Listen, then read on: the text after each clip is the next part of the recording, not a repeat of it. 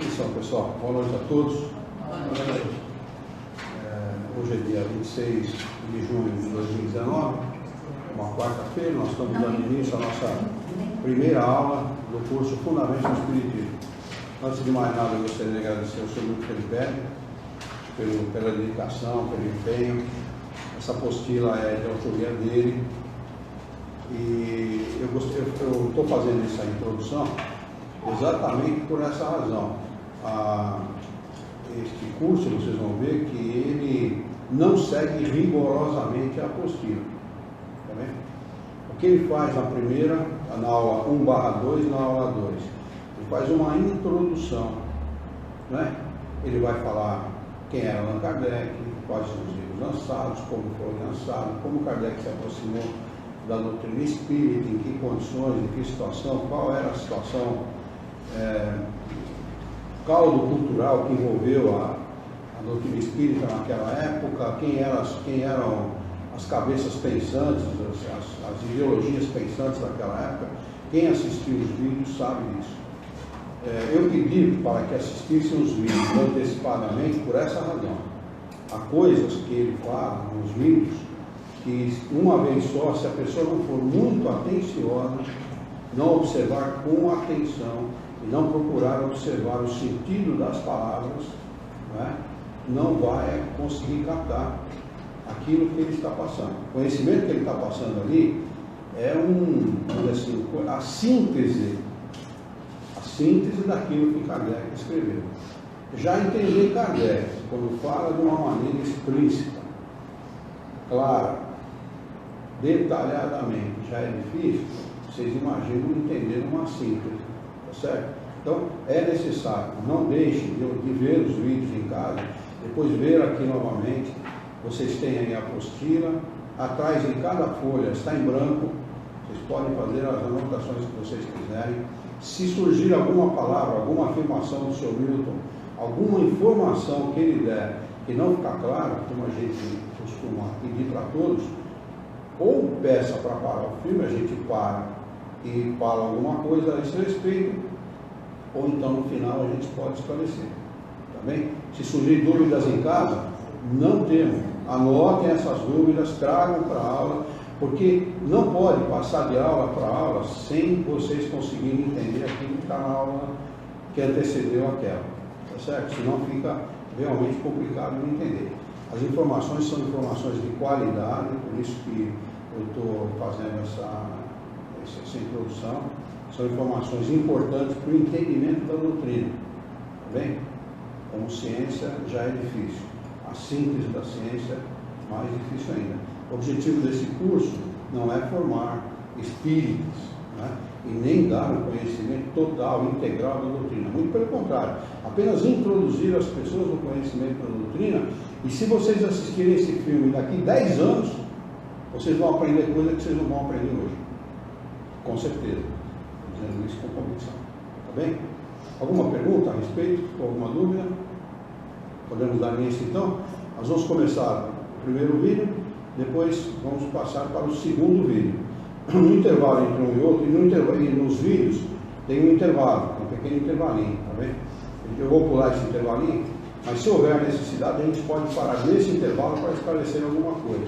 E entre um vídeo e outro também. Combinado? Muito bem.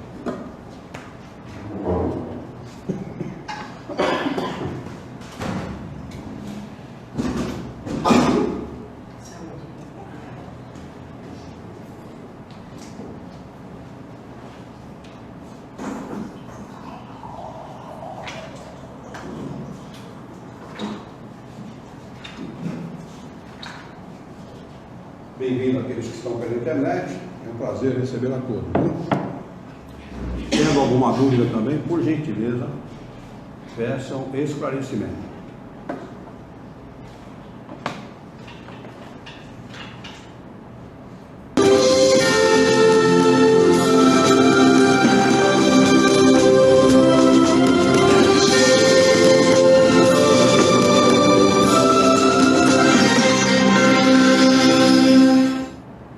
Olá, amigos.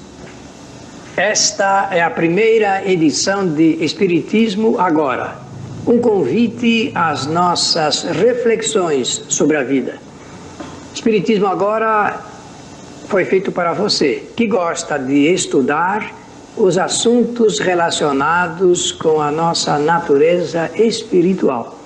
Para você que gosta de examinar, de ler, de conhecer, em momentos como o nosso, como esse que estamos vivendo aqui na Terra. E para entender sobre a vida, sobre os assuntos de ordem espiritual, o nosso convite é para você acompanhar todas as edições de Espiritismo agora, que vai falar, vai expor aspectos da doutrina espírita codificada por Allan Kardec. Esta é a nossa sugestão para você que nos assiste pela primeira vez.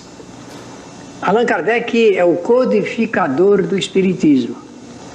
Então vamos iniciar respondendo a esta pergunta que aparece aí em sua tela. O que é uma doutrina? Por que se diz que o Espiritismo é uma doutrina? Doutrina é um conjunto de princípios que compõem um sistema. E o sistema pode ser filosófico, pode ser religioso ou político. Podemos dizer, então, que Kardec reuniu em um determinado código, em uma linguagem acessível a todas as culturas, as leis naturais. Então, desse procedimento decorre o termo codificação espírita. Sempre que você ouvir ou ler codificação espírita, deve entender que é um conjunto de leis naturais que Allan Kardec reuniu depois de todo o processo que nós vamos mostrar hoje de diálogo e também de interpretação das respostas que os espíritos superiores deram a ele em Paris por ocasião de 1856. Por que Allan Kardec é considerado o codificador? Então nós vamos mostrar os itens, os passos, os degraus pelos quais ele teve que passar a fim de poder reunir todo aquele material que foi apresentado através de médiuns pelos espíritos que o ajudaram. Em primeiro lugar, Allan Kardec teve o cuidado de aumentar, de dilatar a sua observação dos fatos. Só uma pessoa com uma observação cuidadosamente aumentada pode ver aspectos, detalhes que passam por vezes desapercebidos das pessoas comuns. O segundo passo foi a realização de novas experimentações. Allan Kardec não ficou satisfeito em apenas observar. Ele também quis fazer as suas experiências. Quis, através de pessoas habilitadas, promover os mesmos fenômenos e observar com um pouco maior de cuidado aqueles detalhes que estamos mencionando aqui para você. E o terceiro passo é que Allan Kardec fez comparações dos resultados obtidos, tanto na fase de observação quanto na fase de experimentação. Eu falei fase, mas meus amigos, foram múltiplas fases que Allan Kardec venceu para poder fazer esse cotejamento. O quarto passo é o que vocês estão lendo aí. Foi o registro feito por Allan Kardec em documentos. Tudo que ele observava, ele documentava. Como naquele tempo não existia toda esta tecnologia que nós temos hoje, era preciso que ele tivesse a condição de observar e de escrever cada detalhe observado.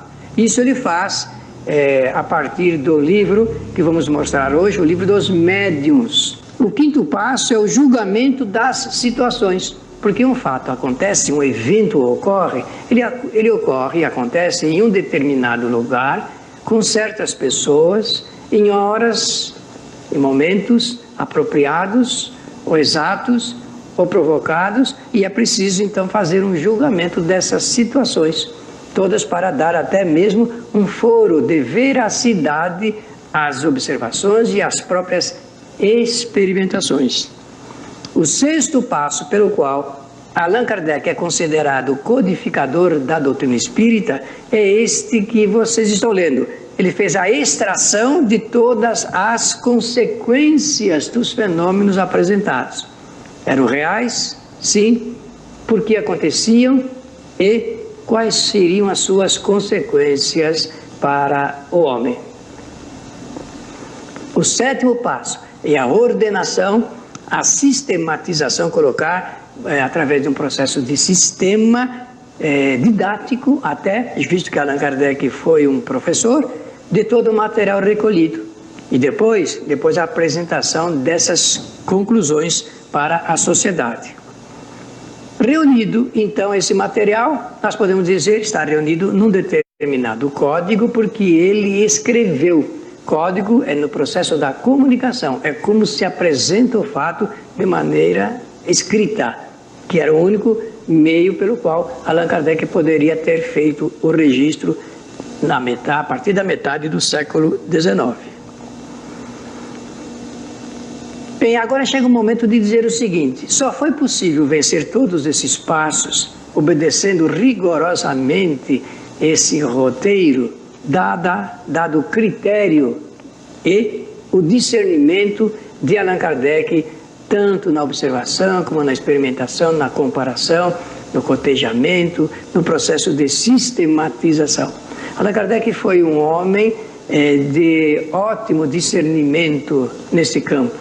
Nós vamos contar um pouco sobre sua vida e tenho a certeza você vai gostar muito de saber quem foi o codificador do Espiritismo, por que ele estava preparado para realizar essa tarefa e o que é que isto resulta em benefício de toda a nossa humanidade.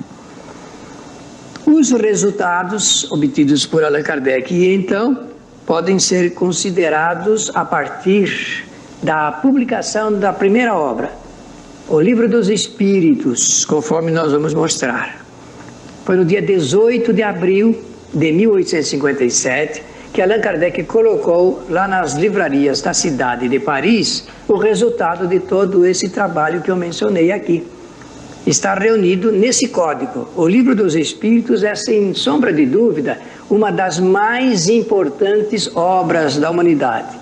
É um livro que nasceu para iluminar a consciência do homem. É um focalizador de luz na nossa trajetória aqui na Terra e também depois que nós partirmos deste mundo. De forma que, a partir dessa data, Allan Kardec pôde disponibilizar todo o material recolhido que estavam confinados lá em algumas reuniões da França. Vamos falar disso logo em seguida. Vocês estão vendo aí na tela o rosto do primeiro Livro dos Espíritos, exatamente editado por Allan Kardec, em 1857. É com esse rosto, com esta capa, que a obra chegava lá em Paris. Em 1861, em decorrência daquilo que vimos falando, do processo de observação e experimentação, nasce o Livro dos Médiuns.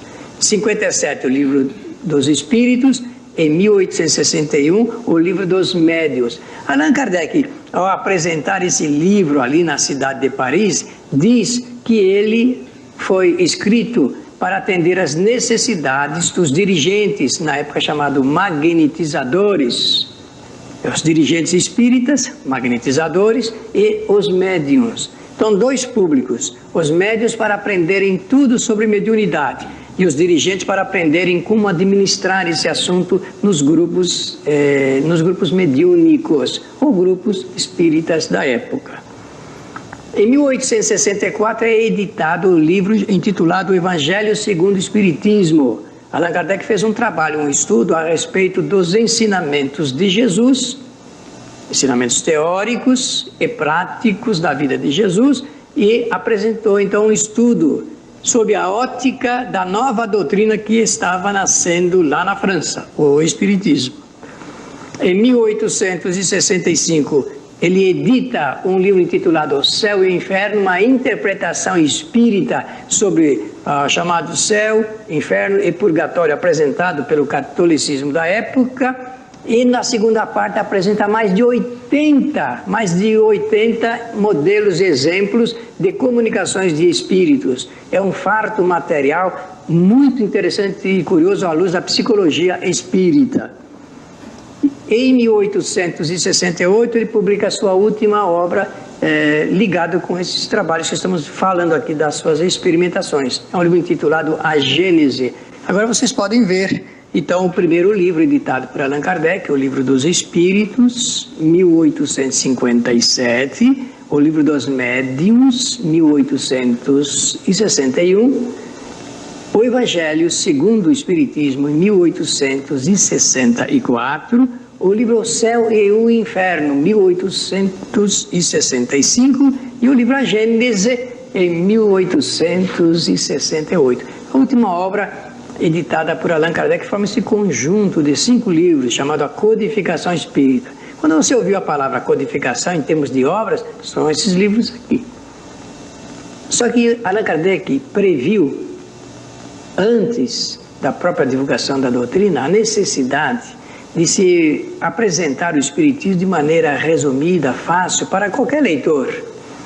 Qualquer leitor. Então ele escreveu um livrinho muito curioso, importante e necessário, chamado O que é o Espiritismo. Ele não faz parte da codificação diretamente, mas é um livro que serve para que se conheça as bases da doutrina espírita, a feição do Espiritismo, como Allan Kardec desejava. Esses livros, então, formam o corpo doutrinário do Espiritismo. Só existe Espiritismo porque existe o Livro dos Espíritos, o Livro dos Médiuns, o Evangelho, Céu e Inferno e a Gênese. Fora disso, não... Vale a pena fazer uma pausa aqui para um esclarecimento.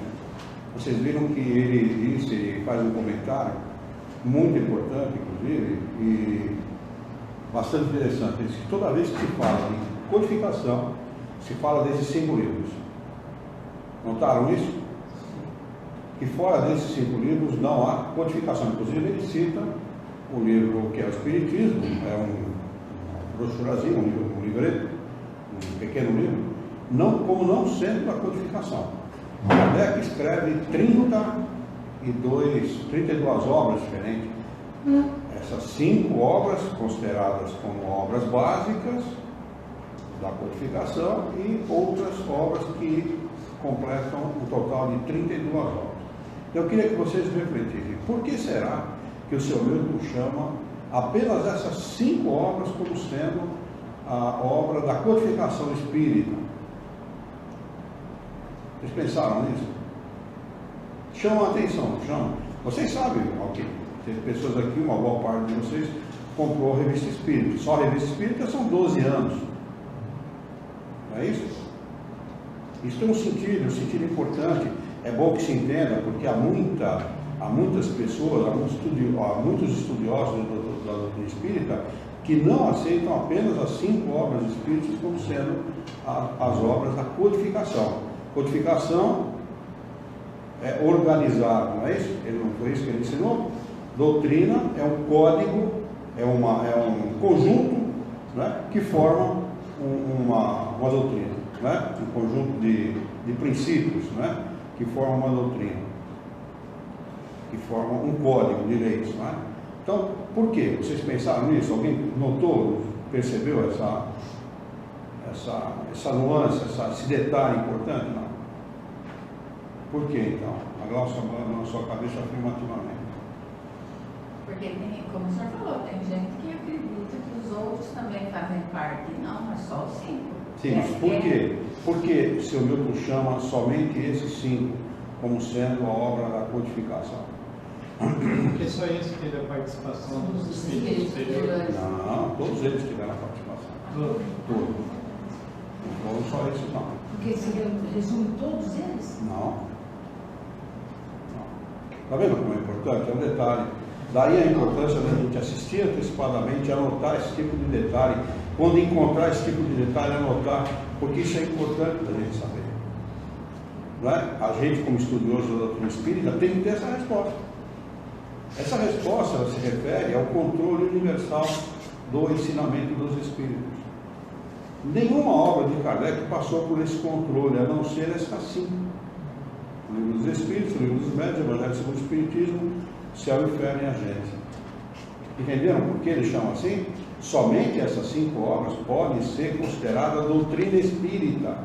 Todas as outras não fazem parte da doutrina espírita. São obras de Kardec escritas com base no ensinamento dos Espíritos, mas não passaram por esse crivo, que é o crivo que garante para nós que aquelas obras não foram escritas por um homem ou da cabeça de um homem, mas receberam a sanção da comparação de que essas afirmações de ordem capital, de ordem muito importantes, foram feitas ao mesmo tempo em vários lugares no mundo.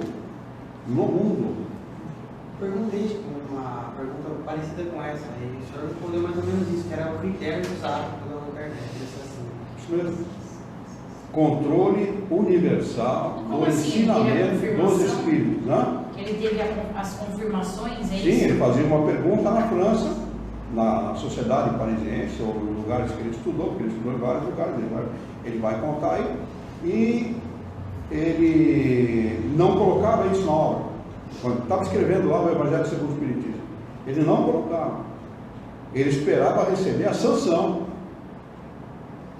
desta mesma afirmação de todos os outros. Ele se comunicava com mais de 1000 grupos espíritas no mundo. E aí ele recebia, quando ele recebia aquela confirmação, então, tá bom, Cristo tem a sanção dos Espíritos, e tem a sanção dos Espíritos superiores. Isso é muito importante, por quê? Porque tem gente que dá foro de verdade para quem está escrito em romance. E romance é obra de ficção. Tá? Então vocês têm que saber essa resposta, vocês têm que saber responder isso com esta qualidade, para que as pessoas entendam a importância disso. Esta afirmação, esta explicação de Kardec a respeito desse critério importante que ele usou, está na introdução do Evangelho segundo o Espiritismo. Leiam o Evangelho segundo o Espiritismo na sua introdução, e vocês vão ver lá controle universal do ensinamento dos Espíritos. Bem? Vamos lá. Não há doutrina espírita, há interpretações pessoais sobre os assuntos a ela ligados. E todos têm todo o direito de pensar, falar e escrever. Para você acompanhar bem o nosso programa a partir de hoje, acompanhar bem o programa, as exposições que faremos sobre as leis naturais, vamos mostrar a temática de todo o trabalho feito por Allan Kardec, você pode adquirir esse livro, Fundamentos Históricos e Doutrinários do Espiritismo, numa linguagem moderna, acessível também a todas as pessoas, fazendo remissão ao conteúdo que estão dessas obras que nós já citamos aqui. Agora nós vamos ao nosso intervalo e voltamos logo a seguir. Apoio Cultural. A Mundo Maior Editora. Acesse mundomaior.com.br. Acolher, educar, alimentar. Aumentar a sua capacidade de multiplicar.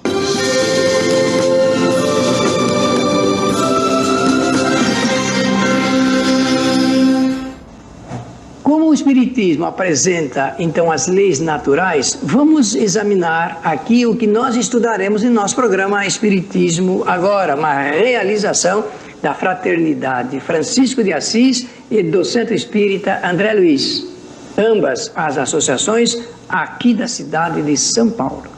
Vamos mostrar, então, os chamados princípios básicos da doutrina espírita que estão reunidos no trabalho feito por Allan Kardec. Deus é o primeiro princípio filosófico da doutrina espírita. Aliás, o Espiritismo examina filosófica e cientificamente esse assunto. Filosoficamente, apresentando as provas filosóficas da existência de Deus e a comprovação científica da existência de Deus. O segundo princípio básico que compõe a doutrina espírita e, portanto, ligado com esse assunto das leis naturais, é o espírito e a matéria, elemento espiritual e elemento material, portanto, criação. O terceiro princípio básico do espiritismo é imortalidade, uma lei natural. O quarto princípio básico do espiritismo é a lei natural de evolução do espírito, não da matéria. A matéria não evolui, ela é modificada sob a ação inteligente do espírito. O quinto princípio básico da doutrina espírita é a lei natural de reencarnação, da pluralidade das vidas que se sucedem para dar atendimento à lei de evolução. O sexto é livre-arbítrio, uma lei natural. O sétimo princípio fundamental, que é básico do espiritismo, é a lei de causa e efeito. E fluidos, o oitavo princípio fundamental do espiritismo. O nono princípio fundamental do espiritismo é perispírito. E vem logo a seguir de fluidos, porque perispírito é um corpo fluídico do espírito. Aonde está o espírito? Encarnado ou desencarnado? Aí está também o seu corpo fluídico. E ele é feito, confeccionado, composto do agregado de moléculas fluídicas, porque é matéria. O décimo princípio fundamental do espiritismo é mediunidade, a comunicabilidade dos homens com os espíritos. É uma faculdade natural, como nós vamos estudar, teremos cerca de 4 programas exclusivos para examinarmos esse tema, mediunidade, nos mais variados aspectos. E você vai gostar, porque nós vamos mostrar aqui como é que o espiritismo apresenta de maneira didática a existência da mediunidade como faculdade natural de todos os seres humanos, somente os seres humanos. E o 11º princípio básico da doutrina espírita é a vida em outros planetas. Desde 1857, a doutrina espírita está anunciando que existe vida em muitos planetas, muitos mundos, e são bilhões. Eu penso até que é muito maior o número, porque os cientistas estão falando aí de um número que não dá nem para imaginar, de planetas que existem no universo. O 12º princípio filosófico da doutrina espírita é erraticidade. É um termo para designar o estado que fica o espírito depois que ele deixa definitivamente o seu corpo material. Desencarnado, ele entra em estado de erraticidade. E 13º princípio fundamental do espiritismo é a influência dos espíritos na vida de todas as pessoas, de todos os seres encarnados. O 14º princípio é a ação dos espíritos junto aos fenômenos da natureza. Meus amigos, quando ocorre um fenômeno natural, existe todo um projeto que nós não vemos, não entendemos, mas que ocorre em favor daquilo que se chama equilíbrio natural. Estão gostando? Esse será o nosso estudo aqui, nosso programa Espiritismo Agora, que é um programa criado para informar, esclarecer cada detalhe específico das explicações espíritas sobre a vida. Nós vamos entrar agora num assunto ligado com a vida do codificador. Ela é necessária. A partir de agora você vai ter um conhecimento de como tudo começou. E é preciso conhecer isso, porque nós vamos perceber que Allan Kardec era um homem culturalmente preparado para acompanhar essas observações, esses fatos, essas conclusões, e que estava muito bem preparado para poder apresentar as suas conclusões. Para falar do codificador no início da sua vida, nós precisamos nos reportar à cidade de Lyon, na França, uma das mais importantes cidades francesas.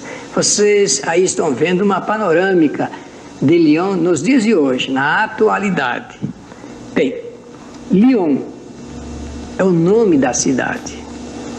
Lyon é uma cidade que foi fundada sobre uma colina, Fourvière em francês, lá na França, muito famosa. Ela tem origem 43 anos antes de Jesus de Nazaré nascer. Aí vocês estão vendo a cidade de Lyon, nesse tempo com outro nome, Lugdunum. E os romanos que a fundaram deram esse nome, Lugdunum, em homenagem a um deus da mitologia céltica. Aqui está Lyon, um pequeno quarteirãozinho ali, uma ruazinha, uma ladeira da cidade de Lyon. Essa foto é moderna. Essa é uma arquitetura remanescente lá na cidade, para mostrar que ali estiveram os romanos com a sua arena, destinada às mais variadas apresentações. E foi exatamente nessa cidade chamada Lyon que nasceu um menino que veio receber o nome de Hippolyte. Agora começamos a falar do nascimento do codificador do Espiritismo. Nasceu no dia 3 de outubro de 1804, às 19 horas, na rua Sala, número 76. Os seus pais chamavam Jean-Baptiste Rivail e a sua mãe, Jeanne Duhamel. Os pais do menino Hippolyte. E o nome completo do menino Rivail é esse que vocês estão vendo aí na tela, Hippolyte Léon Denisard Rivail. E os pais do menino Hippolyte o enviam para se inscrever em um colégio, em um instituto intitulado Instituto de Pestalozzi.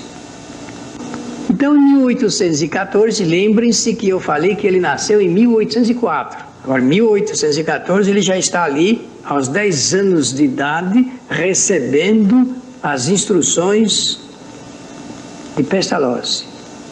E aí uma foto dele já encanecido, já idoso, mas o semblante parece que inspira, irradia aquela serenidade, aquela firmeza no seu caráter, na sua forma de observar a vida.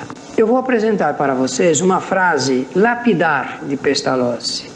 É uma frase que deve repercutir no seu cérebro e no seu sentimento, no seu coração, se nós podemos usar essa expressão no máximo do sentimento.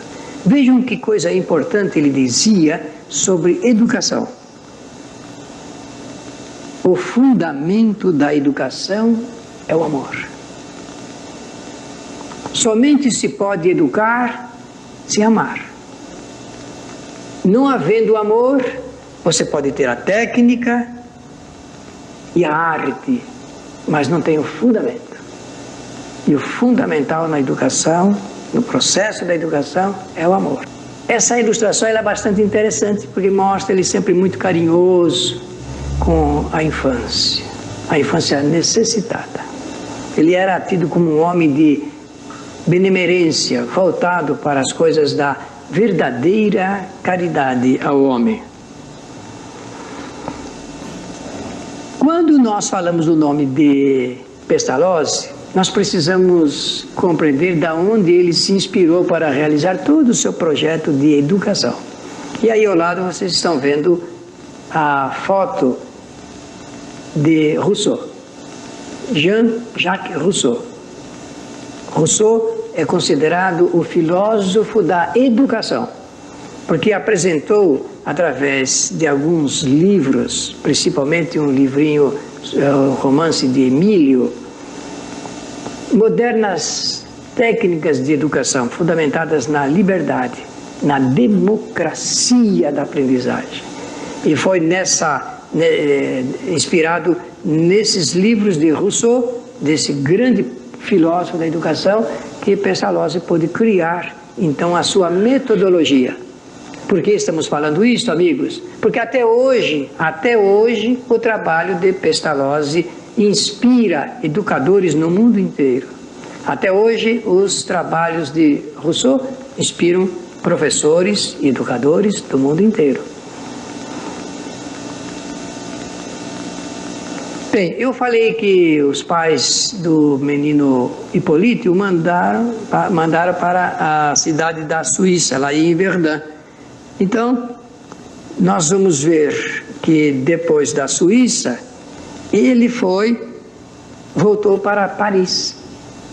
Já adulto, jovem, bem verdade, mas formado, com o pensamento e o sentimento cheios de ideais que se voltavam da mesma forma que Pestalozzi para a área da educação.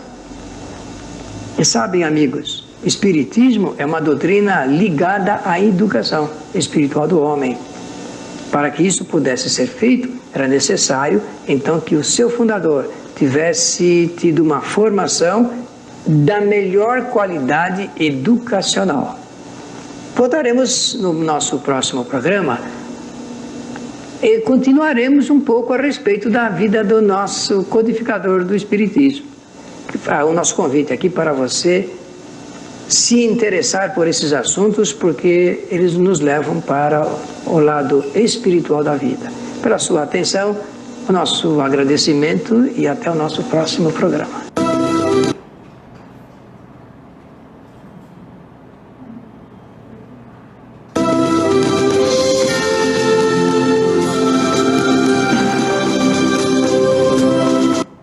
Tudo claro até agora, gente?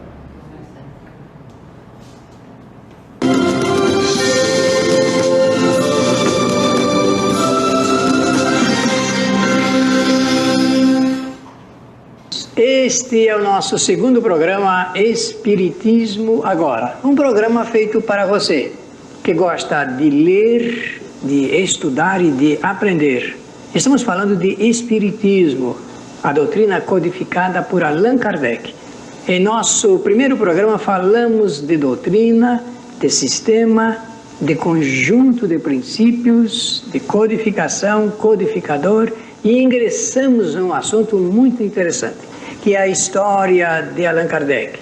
E falamos que depois de ter completado os seus estudos ali no castelo de Yverdun, que Allan Kardec, que o Rivaí, voltou para a França. E ele voltou exatamente para atender a uma necessidade dos seus anseios, ou seja, lecionar. E foi para a cidade de Paris, capital da França.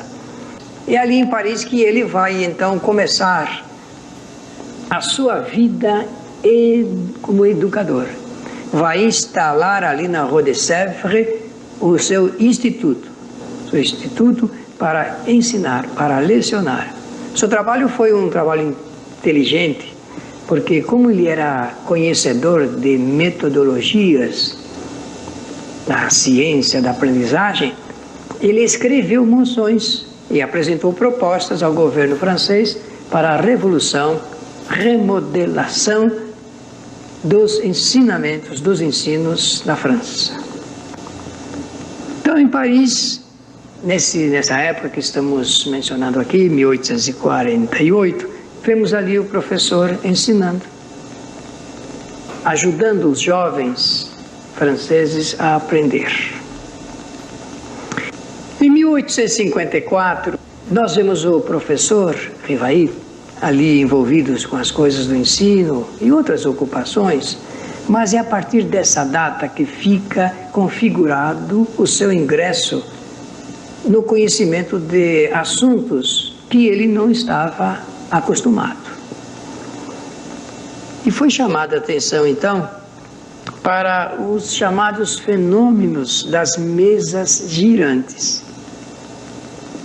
Esse fenômeno chamado das mesas girantes, ele agitou toda a Europa. Essa mesa que vocês estão vendo aí é uma típica mesa francesa de Paris e que era utilizada para esses fenômenos das mesas dançantes, ou mesas parlantes, ou mesas que giravam, mesas girantes. E eram mesas que se moviam, que se erguiam no ar, e que respondiam, mediante uma convenção debatida que as pessoas faziam, as perguntas que cada participante da reunião levava. Nós devemos entender que essas pessoas não tinham pensamentos sérios a respeito da vida. Foram perguntas triviais ali, chulas até, podemos assim dizer. Então, o Rivail vai escrever o seguinte: isso que eu vou ler, que vamos mostrar alguns aspectos aqui na tela para você, de Espiritismo Agora, está escrito num livro publicado sob o nome de Obras Póstumas, num capítulo intitulado Minha Iniciação no Espiritismo.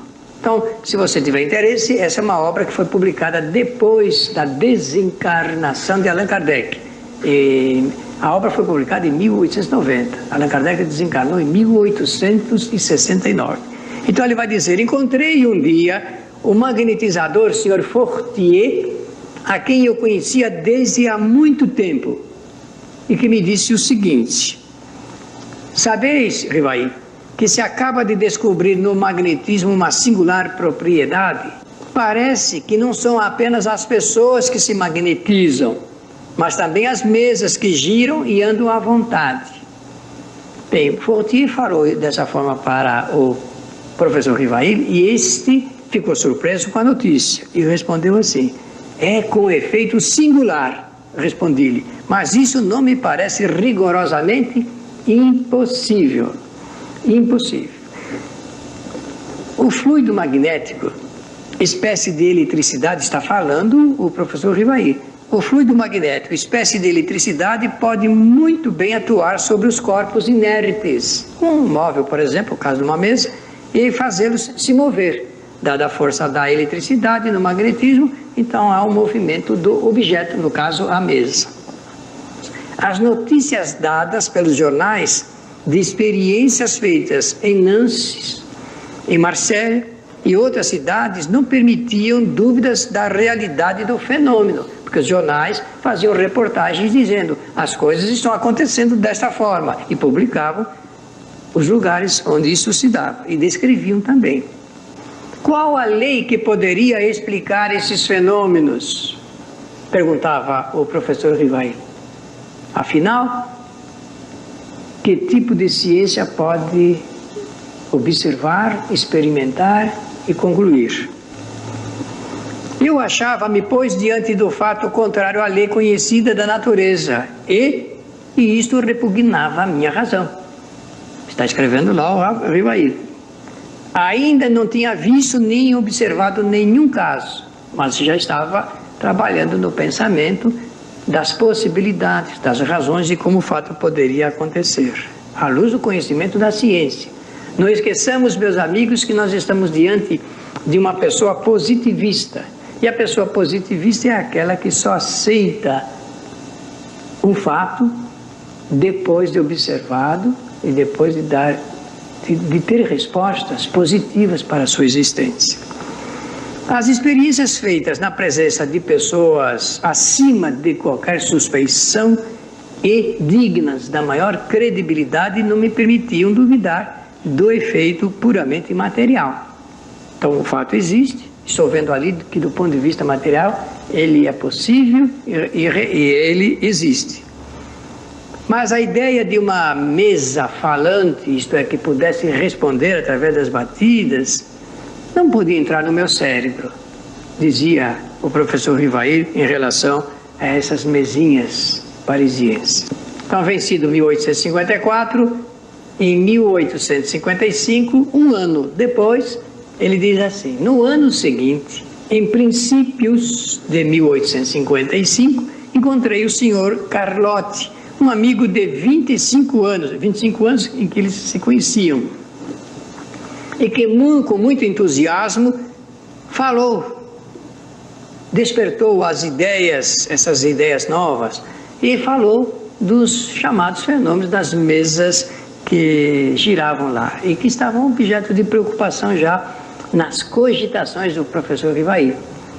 O professor Rivail vai explicar que foi o Carlotti o primeiro a falar para ele que os fenômenos eram produzidos por espíritos. Então ele diz assim, foi ele que primeiro me falou da comunicação de espíritos, contando-me tantas coisas surpreendentes que, longe de me convencerem, aumentaram as minhas dúvidas. Ele já não estava admitindo que a mesa, imagine entender, falar de espíritos, de almas que respondiam às questões através das mesas. Isso Acho que vale a pena fazer um parênteses aqui, só para chamar a atenção daqueles que estão estudando, que Kardec era um cético. Ele era um cara cético. Ele se aproximou da doutrina espírita como um positivista, ou seja, eu não acredito, mas eu vou examinar para ver se há um fundo de verdade nisso. Bem, isso é muito interessante, por quê? Porque aqueles que se aproximam da doutrina espírita podem ter o mesmo pensamento, não há problema nenhum. É um direito da pessoa duvidar, é um direito da pessoa examinar, se preocupar em conhecer, em saber. Uma vez provado as leis, não há por que mais duvidar. Foi isso que aconteceu com Kardec. Ele se aproxima de uma maneira totalmente cética, totalmente descrente da doutrina espírita, sobretudo o primeiro a abordá-lo era uma pessoa meio espalhafatosa, mas o segundo, já o Carlotti, já era um cara de mais confiança. E além do que, Kardec era um estudioso do magnetismo humano. Ele era um estudioso de Mesmer há muito tempo, junto com essas pessoas que estão sendo citadas aí. Essas pessoas que eram magnetizadores, como Kardec era um magnetizador, se aproximaram deles dizendo, olha, está acontecendo coisas aí que a gente pode provar através do magnetismo. E através do magnetismo, há muitas pessoas no mundo, por exemplo, que impõem a mão sobre o objeto e fazem esse objeto andar através do magnetismo humano, sem intervenção dos espíritos, sem ação nenhuma dos espíritos. Né? E o mais interessante também, que vocês devem ter observado, é que quem fala dos espíritos para ele não são os próprios espíritos, e sim o Carlotti. Ou seja, essa ideia não pode ter saído da cabeça de Kardec, uma vez que quem fala dessa ideia para ele, de alguém que se auto-intitulavam espíritos, não teria sido da cabeça dele ou da cabeça de quem quer que seja, sendo que uma vez quem fala pela primeira vez para ele é uma pessoa que veio trazer essa novidade para ele, sobre a qual ele tinha dúvidas. Não é? É isso que ressalta dessas afirmações. Só um minuto que para mim ficou um pouco julgado. Ele presenciou esses fenômenos, o Kardec, ele estava numa reunião e presenciou ou contaram para ele? Então, ele não chegou nessa parte ainda, ele vai chegar. É porque eu não estou entendendo. Então, primeiro veio o Fortier, disse para ele, olha, a gente, além de magnetizar pessoas, é possível magnetizar objetos. Depois, ele não falou aí, mas depois o próprio Fortier chega para ele e fala, olha, os objetos, além de se movimentarem, respondem perguntas. Por isso que o Sr. Milton colocou aquela frase, que cabia na cabeça dele o fato dos objetos se movimentarem, mas não cabia na cabeça dele de jeito nenhum os objetos falarem, responderem perguntas. Ele, no livro Obras Póstumas, se vocês quiserem consultar, e vale a pena chegar nesse capítulo aí, Como Conhecer o Espiritismo, vale a pena, porque lá tem o relato completo e detalhado. E depois o Carlotti se aproxima dele e fala para ele, o Carlotti é um cara mais, vamos dizer assim, mais do jeito de Kardec, que é mais o jeitão do Kardec, um cara mais sério, mais contido e tal, não era espalhafatoso que nem o Fortier. Né? Depois que o Carlotti fala para ele, o Carlotti fala com ele 2 vezes também. Da segunda vez ele é convidado para uma reunião e ele comparece. Né? Então, você tem o livro Obras Póstumas em casa? Aqui na biblioteca tem. Pega para ler e vale a pena ler. Não faz parte da codificação, é um livro que foi lançado 21 anos depois da morte de Kardec e foi embasado, foi feito a partir de anotações de Kardec. Kardec tem uma série de anotações na casa dele e baseado nessas anotações é que se lança esse livro. Tá? E não faz parte da codificação por quê, gente? Porque não passou pelo crivo, tá? Aquele crivo que a gente falou, que é muito importante para qualquer obra em relação à doutrina espírita, se não houver a sanção desse rigoroso controle, a gente não pode dar foro de verdade. Lê-se como uma informação apenas, mas não como foro de verdade. Alguma pergunta? Vamos lá. Surpreendeu um pouco o nosso professor, mas ele continuou no processo de busca da verdade. Aí o Carlotti, como tinha muita intimidade com o Rivail, diz assim: olha, um dia você será dos nossos. E então eu respondi-lhe: não digo que não, isso veremos mais tarde. Algum tempo depois, em maio de 1855, fui à casa da senhora Roger, que era uma sonâmbula. Viram que eu falei do magnetismo? Uma pessoa que se submetia a sessões de magnetismo, que entrava em certo transe sonambúlico. E, através de transe sonambúlico, respondia a perguntas que eram feitas sobre os mais variados assuntos. Ele, o Rivail, foi na casa da senhora Roger, acompanhado do Fortier, o seu amigo, que era magnetizador, e por certo é o que magnetizava, com certeza, a senhora Roger. E ali na casa da senhora Roger, eu encontrei o senhor Patier, e também a senhora Plené-Maison. Essa senhora Plené-Maison também era médium sonambúlico, e ela, por seu intermédio, eram realizados fenômenos de efeitos físicos. Além do que, ela era médium psicógrafo e também médium audiente, ou auditiva, como quiserem. E os dois, o Patier e também a Plené-Maison, falaram ao professor Rivail no mesmo sentido de que Carlotti havia comentado sobre os assuntos voltados com os espíritos que se comunicavam.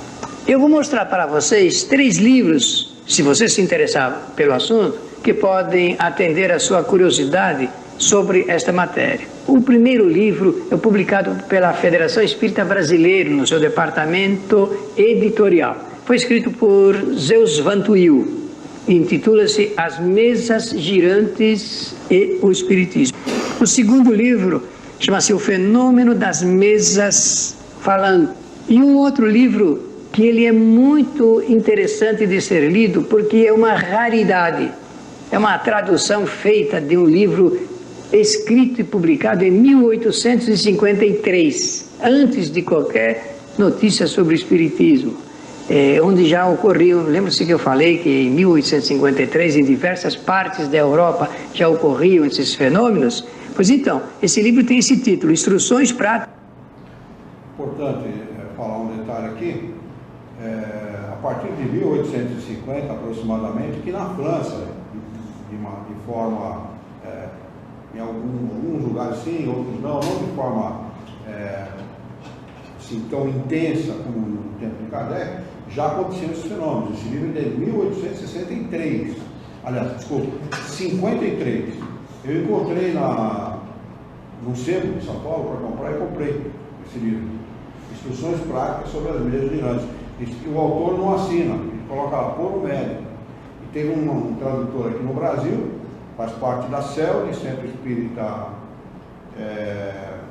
Leon Denis.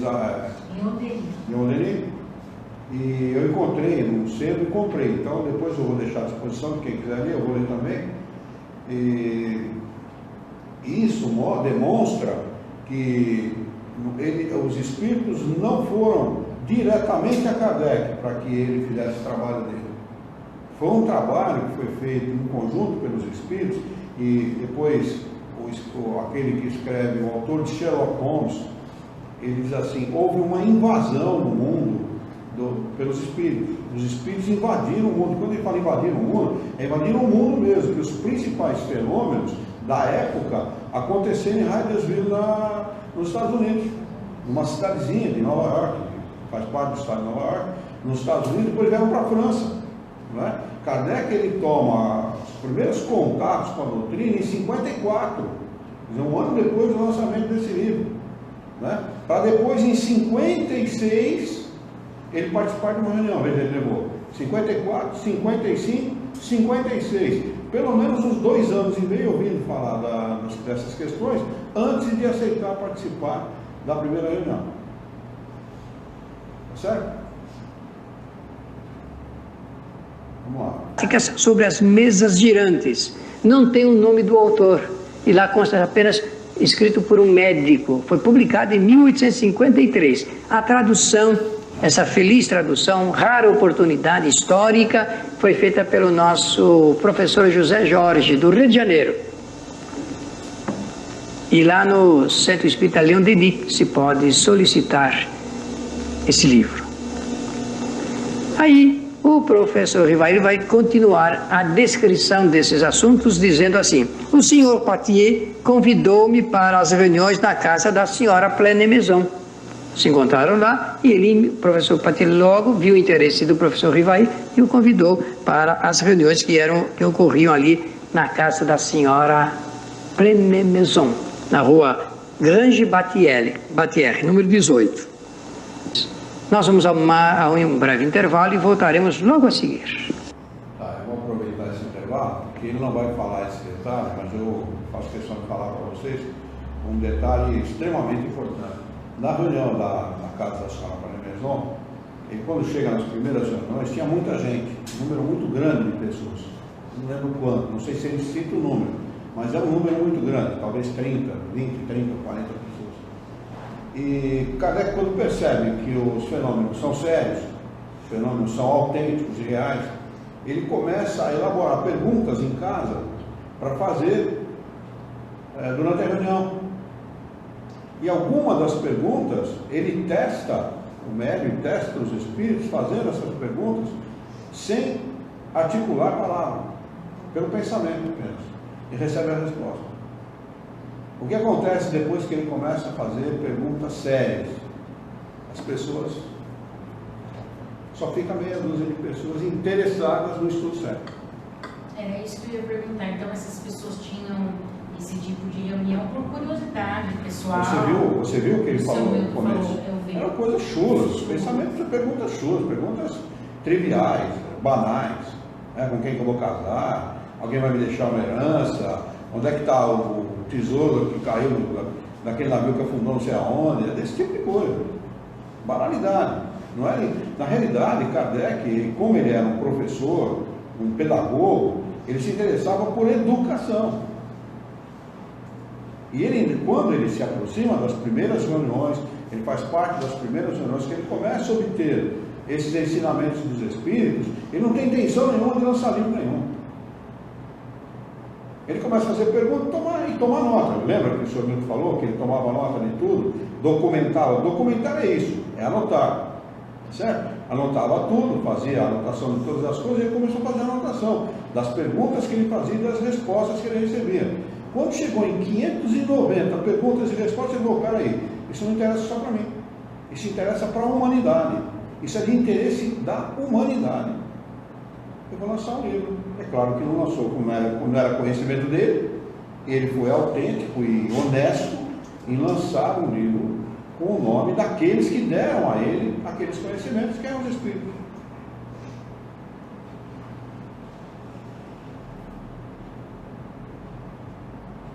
Hora Editora. Simples gesto traz com ele benefícios. Cartão de crédito exclusivo. Eu estou mostrando aqui para vocês uma foto. 442273.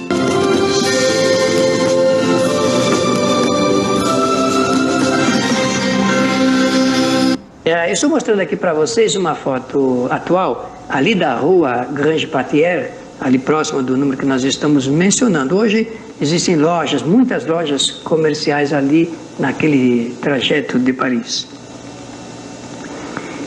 Então a reunião foi marcada para uma terça-feira de maio às 8 horas da noite. Quem está escrevendo isso é o professor Rivail.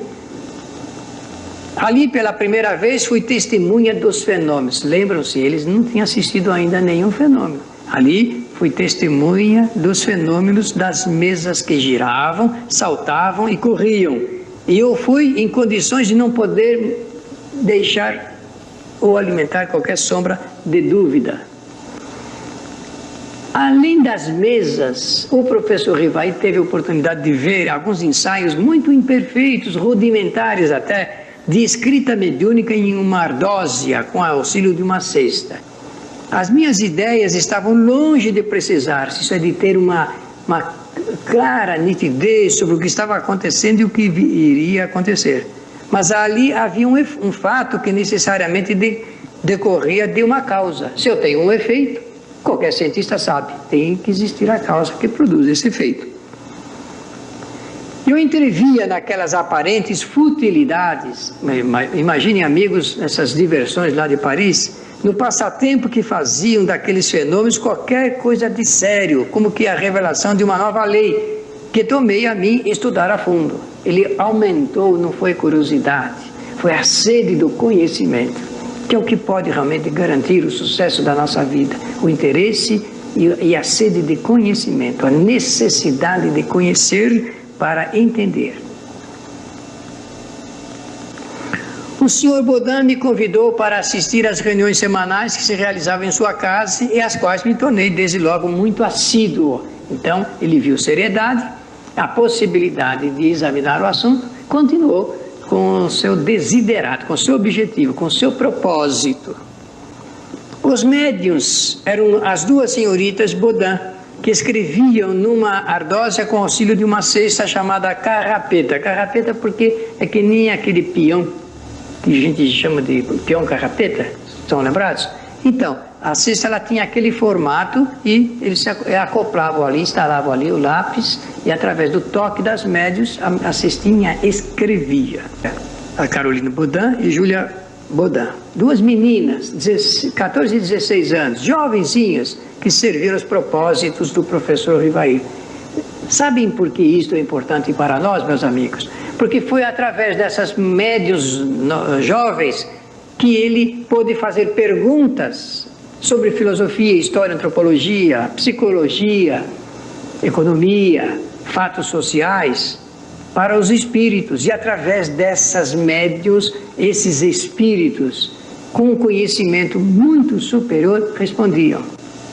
Um dos primeiros resultados das minhas observações foi saber que os espíritos que respondiam às questões formuladas eram almas de homens, isto é, daqueles que já haviam estado aqui e que agora em outro estado de erraticidade, poderiam se comunicar conosco através de intermediários.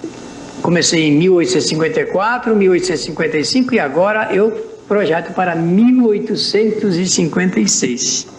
No mês de maio. Apenas um detalhe. Interessante a afirmação de Kardec, ele vai fazer essa afirmação mesmo, que ele notou que aquelas criaturas, aqueles seres que estavam se manifestando, eram almas de homens que já haviam vivido aqui, ou já haviam vivido em outro planeta com um corpo igual a gente. Não é interessante isso? O que isso ressalta? Ressalta o fato de que ele não sabia quem eram aquelas criaturas. Se manifestavam, faziam as mesas girar, davam respostas.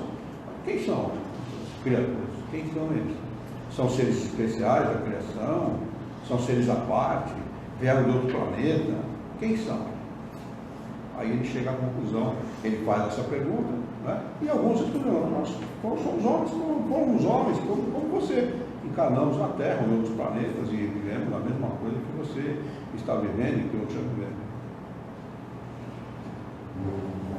Lá na rua Tiqueton, na casa do senhor Rustan, lembre-se que agora já está indo para um outro lugar, realizar novas experiências e continuar o desenvolvimento do seu trabalho. Ali ele vai encontrar então uma jovem, sempre os jovens médiuns servindo às grandes causas, né? A Ruth Celine Jaffé, que vai ajudá-lo também no desenvolvimento desse trabalho, das perguntas e questionamento feito juntamente com os espíritos.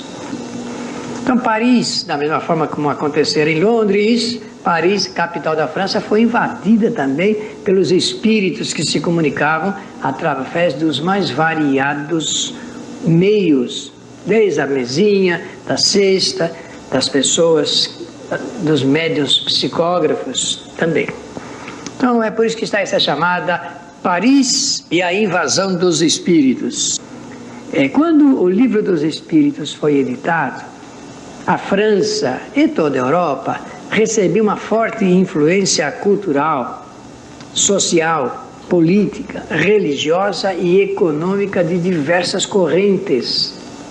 Estudá-las significa entender o momento cultural, social, político, religioso e econômico de quando nasce a nova doutrina, que vai tocar nesses pontos e explicar como é que os espíritos superiores esclareceram Allan Kardec de como tudo poderia mudar para melhor. Então nós vamos começar dizendo da ordem do positivismo, da doutrina positivista. E quem iniciou, quem estudou, quem apresentou a doutrina positivista foi Augusto Comte e também Herbert Spencer, dois intelectuais que discursavam em torno dessas legendas, desses estudos a respeito do positivismo. E também a forte influência do ecletismo. Ecletismo, movimento eclético, reunião de diversas tendências, diversos estudos. É por isso que está ali uma conciliação de alguém que fazia esta conciliação. Correntes ecléticas aqui aceita diversas teorias. Quem iniciou, quem propagou essas correntes ecléticas foi Victor Cousin, que nasceu em 1792 e morreu, desencarnou em 1867. Ele propunha aspectos do sensualismo, do sensório, do ceticismo, a não aceitação a algumas tendências, mas que era perfeitamente aceitável dentro do ecletismo, a das ideias místicas, ideias misteriosas, mágicas e do idealismo. E também a forte influência em toda a Europa e também na França, em Paris, quando nasce o Livro dos Espíritos, das ideias católicas, do catolicismo. E também a forte corrente protestante, o protestantismo. Nós estamos mostrando para vocês essas correntes que vigiam na época em que nasce o Livro dos Espíritos. E também as teorias do evolucionismo. Embora em 1857, quando é publicado o Livro dos Espíritos, ainda não havia sido publicado o grande livro maior do Charles Darwin, que foi a teoria da evolução das espécies.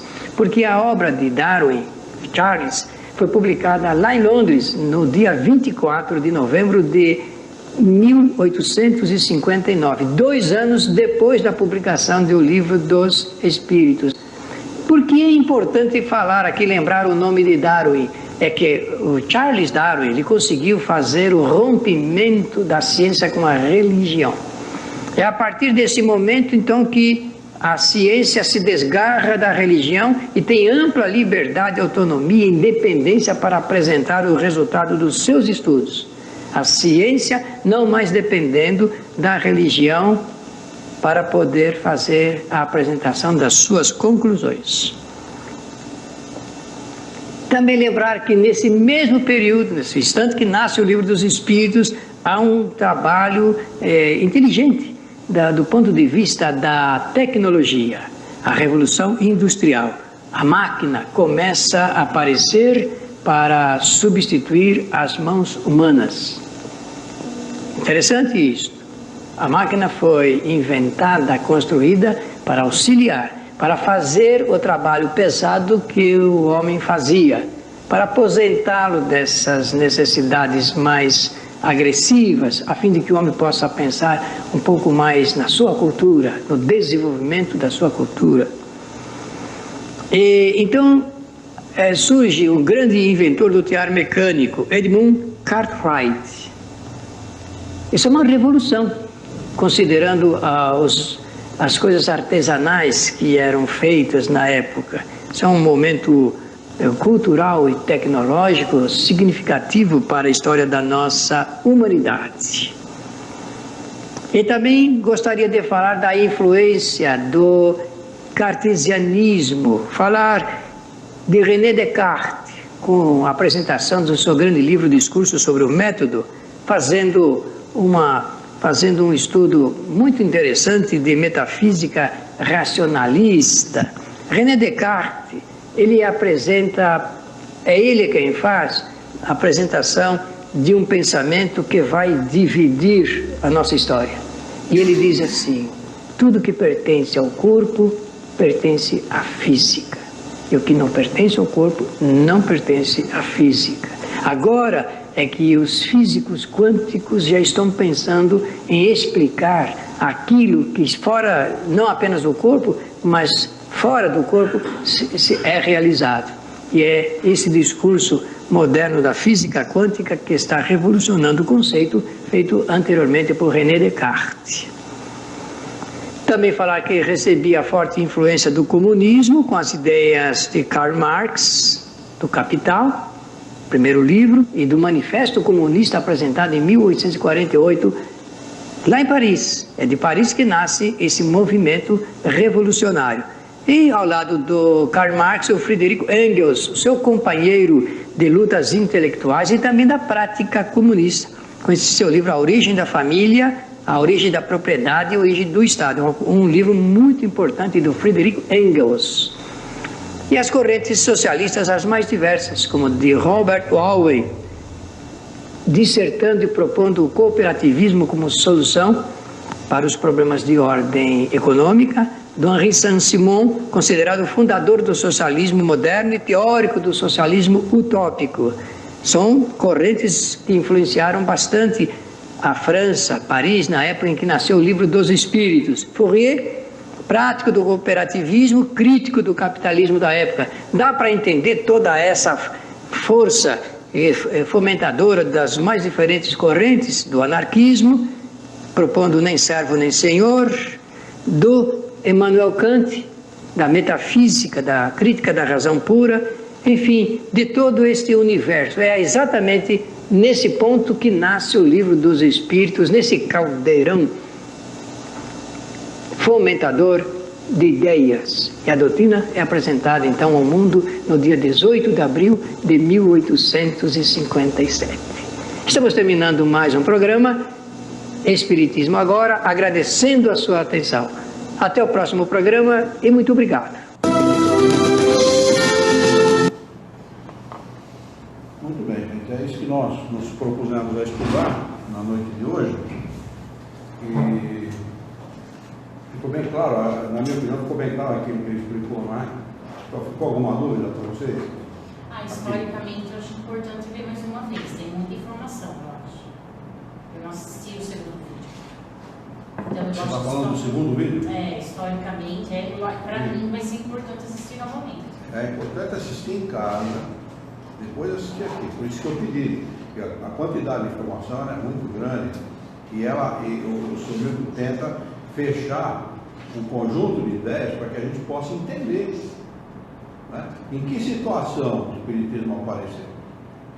Olha que interessante, Charles Darwin, ele quebra a ligação da ciência com a religião, que até então quem ditava aquilo que a ciência podia ou não declarar era a religião. Charles Darwin vem e rompe isso. A ciência faz o que ela acha que deve, apresenta os resultados das suas experiências, independentemente daquilo que a religião fala. Isso é muito importante. Poder político? Hã? Ele tinha poder político para fazer isso? Kardec? Não, Charles Darwin não. Ele foi um pesquisador independente. Pesquisou inclusive por conta própria. A religião era bem forte. Extremamente, cara. A Igreja Católica ela declara infalibilidade papal em 1870, para vocês terem uma ideia. Era fortíssimo.